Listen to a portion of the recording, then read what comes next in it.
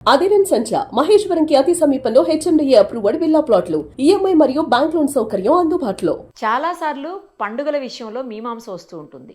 ఎప్పుడు జరుపుకోవాలి, తిథులు నక్షత్రాల ప్రకారం చేసుకోవాలా. ఇంకొకటి ఏంటంటే ఒక్కొక్కసారి అయితే సగం రోజు నుంచి రెండో రోజు సగం వరకు ఉంటుంది. అప్పుడు ఎప్పుడు చేసుకోవాలి పండుగ అని కూడా డౌట్ వస్తూ ఉంటుంది. ఈసారి కూడా అలాగే మకర సంక్రాంతి విషయంలో చాలా మందిలో డౌట్ ఉంది. ఎప్పుడు కూడా 14వ తారీఖు మకర సంక్రాంతి వస్తుంటుంది. ఈసారి 15 అంటున్నారు. మరి 14 జరుపుకోవాలా, 15 జరుపుకోవాలా సంక్రాంతి పండుగని? ఇవన్నీ కూడా ప్రముఖ ఆస్ట్రాలజర్ ఉన్నారు మనతో పాటు, కృష్ణమాచార్యులు గారు. ఒకసారి వారిని అడిగి తెలుసుకుందాం. గురుగారు నమస్తే అండి. జై వీరబ్రహ్మ, జై గోవిందబ్రహ్మ, జై అమ్మ నమస్కారం. సార్, గురుగారు ఈసారి మకర సంక్రాంతి విషయంలో డౌట్స్ ఉన్నాయి అందరిలో కూడా. 14వ తారీఖా 15వ తారీఖు చేసుకోవాలా పండుగ అని. మొదట అందరూ 14 అనుకున్నారు. హాలిడే కూడా 14కే సంక్రాంతికి ఇచ్చారు. తర్వాత మళ్ళీ గవర్నమెంట్ కూడా హాలిడేని చేంజ్ చేసింది. ఈవెన్ స్కూల్ పిల్లలకు కూడా మళ్ళీ 16th కనుమ అని చెప్పేసి ఇంకో రోజు ఎక్స్టెండ్ చేశారు హాలిడే. మామూలుగా అయితే 16కే స్కూల్ ఉంది, ఈసారి 17కి మార్చారు మళ్ళీ. సో అసలు ఎప్పుడు జరుపుకోవాలి, అంటే దేన్ని బేసిస్ చేసుకొని మనం మకర సంక్రాంతిని జరుపుకుంటుంటాం యూజువల్గా? మీరు అన్నట్టుగానే సిద్ధాంతపరమైనటువంటి వ్యత్యాసాల వల్ల పండుగలు పర్వదినాలకు సంబంధించినటువంటి విషయంలో ఈ విధమైనటువంటి తేడాన్ని, వ్యత్యాసాన్ని మనందరం కూడా గమనిస్తూ ఉంటాం. ప్రత్యేకించి చాంద్రమానం, సౌరమానం, దృగ్గోచర గణితంతో పాటు కొన్ని రకాలైనటువంటి పరిస్థితుల నేపథ్యంలో ఇవన్నీ కూడా కలుగుతూ ఉంటాయి. మనందరికీ కూడా తెలుసు, చైత్రం, వైశాఖం, జ్యేష్ఠం, ఆషాఢం, శ్రావణం, భాద్రపదం అంటూ మనకున్నటువంటి 12 మాసాలు. అలా కాకుండా మేషం, వృషభం, మిథునం, కర్కాటకంతో కూడిన మీనం వరకు కూడా రవి యొక్క సంక్రమణాన్ని అనుసరించి వచ్చేటువంటి మాసాలు ఉంటాయి. ఇప్పుడు మనం ధనుర్మాసంలో ఉన్నాం. ధనుర్మాసం నుంచి మనం విశేషవంతమైనటువంటి మకర మాసం. ఏమిటా మకర మాసం అంటే మకర రాశిలోకి రవి సంక్రమించేటువంటి తరుణం. దాన్ని మనం మకర సంక్రమణం, మకర సంక్రాంతిగా మనం పిలుస్తాం. అంటే రాశుల్లోకి రవి అనేటువంటి గ్రహం సంక్రమణ చెందేటువంటి రోజును పెట్టి ఆ మాసాలకు ఆ సంక్రమణగా పేరు వచ్చింది. మకర సంక్రాంతి అంటే మకర రాశిలోకి రవి ప్రవేశించేటువంటి సంక్రమణ. వీటి విషయంలో మీరు అన్నట్టుగా ఇది 14వ తారీఖా 15వ తారీఖా అన్నటువంటి మీమాంసతో పాటుగా, ఎందుకంటే ప్రపంచవ్యాప్తంగా అనేక రకాలైనటువంటి సిద్ధాంతాలు, గణితాలు ఉన్న భారతదేశంలో మారుమూల గ్రామంలో కనీసం విద్యుత్ శక్తి కూడా లేనటువంటి పరిస్థితుల నేపథ్యంలో ప్రాచీన కాలంలో ఒక సిద్ధాంతి ఎప్పుడు పౌర్ణిమలు వస్తాయో, ఎప్పుడు గ్రహణాలు కూడా ఏర్పడతాయో చెప్పదగినటువంటి మహనీయులు ఎంతో మంది ఈ సనాతన ధర్మంలో ఉన్నారు. మనకు సంబంధించినటువంటి సిద్ధాంతాల ప్రకారంగా చాంద్రమానం, సౌరమానం, ప్రత్యేకించి బృహస్పతిని ఆధారంగా చేసుకోవటం లేదా రవిని ఆధారంగా చేసుకోవటం, ఎన్నో రకాలైనటువంటి ప్రక్రియలు, దృగ్గోచర గణితం ఇవన్నీ కూడా ఉన్నాయి. ఎవరేం చెప్పినప్పటికీ కూడా శాస్త్రీయబద్ధంగా ఎందుకు ఈ విధమైనటువంటి వ్యత్యాసాలు వస్తున్నాయంటే, సిద్ధాంతాల పరంగా ఉన్నటువంటి ఒక తేడా అయితే 400 సంవత్సరాల క్రితం విశ్వభవితను చెప్పిన కాలజ్ఞాని వీరబ్రహ్మేంద్ర స్వామి వారు చెప్పినటువంటి మాట ఒకటే. ఏమన్నారో తెలుసా? కలియుగంలో 5 గడిచినటువంటి మీదట పంచాంగములు పనికి మాలిన వైపోవు, నవగ్రహంబుల నడక మారేను.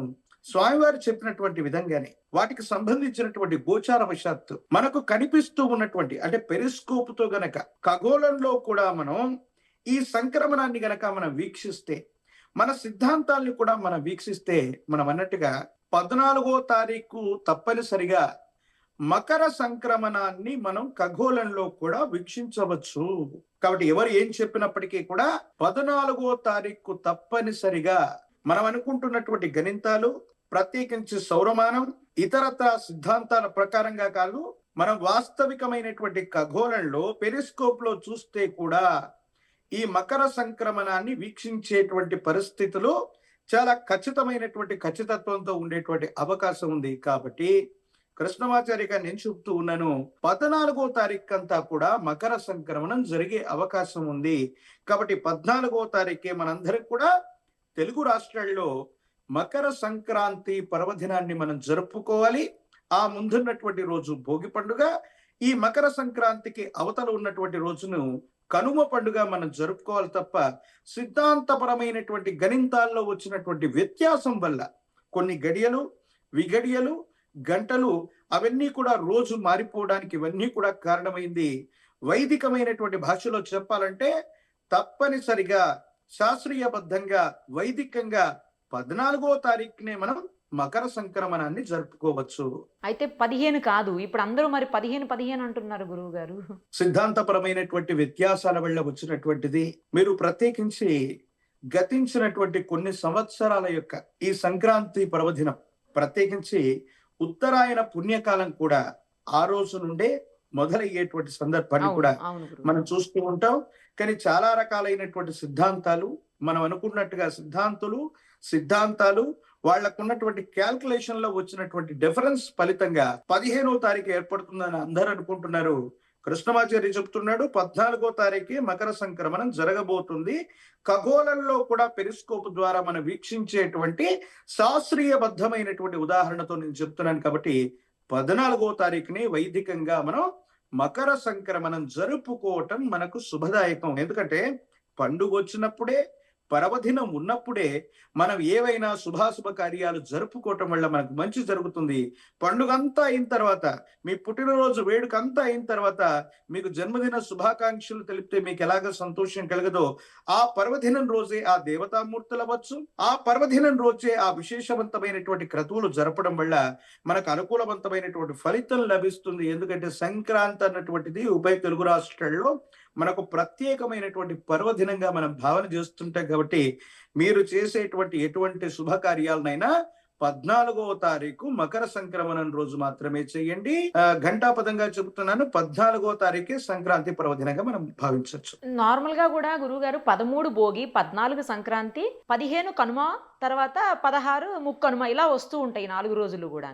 మొదట 3 రోజులు మనం ముఖ్యంగా తీసుకుంటాం అనుకోండి, ఆఫ్ కోర్స్. అయితే ఒక్కొక్క సందర్భంలో మాత్రం 15వ తారీఖు కూడా మనం సంక్రాంతిని చేసుకున్న సందర్భాలు ఉన్నాయి, కొన్నిసార్లు చేసాం అలా కూడా.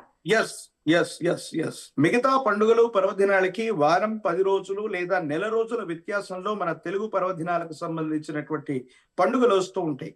కానీ ఆంగ్లమానాన్ని చూసినా ఇంచుమించుగా సంక్రాంతి పర్వదినం అన్నటువంటిది 1-2 రోజుల వ్యత్యాసంలో ఇంచుమించుగా మీరన్నట్టుగా 13, 14, 15, 16, 17 తేదీల్లోనే ఈ 5 పర్వదినాల్లోనే వచ్చేటువంటి అవకాశం ఉంది ప్రతిసారి కూడా. కేవలం ఈ సంవత్సరం కాదు, ప్రతి 2-3 సంవత్సరాల్లో ఒక్కసారి ఈ విధమైనటువంటి కన్ఫ్యూజన్స్ అన్నటువంటి మనకు కలుగుతూ ఉంటాయి. ప్రతి 2-3 సంవత్సరాలు కలుగుతూ ఉంటాయి.